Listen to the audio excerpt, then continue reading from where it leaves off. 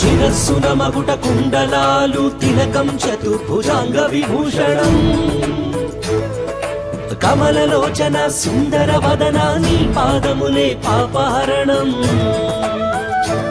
Srirama Rama Jaya Rama Rama Srirama Rama Jaya Rama Srirama Rama Jaya Rama Rama Srirama Rama Jaya Rama Srirama Rama Jaya Rama Rama Srirama.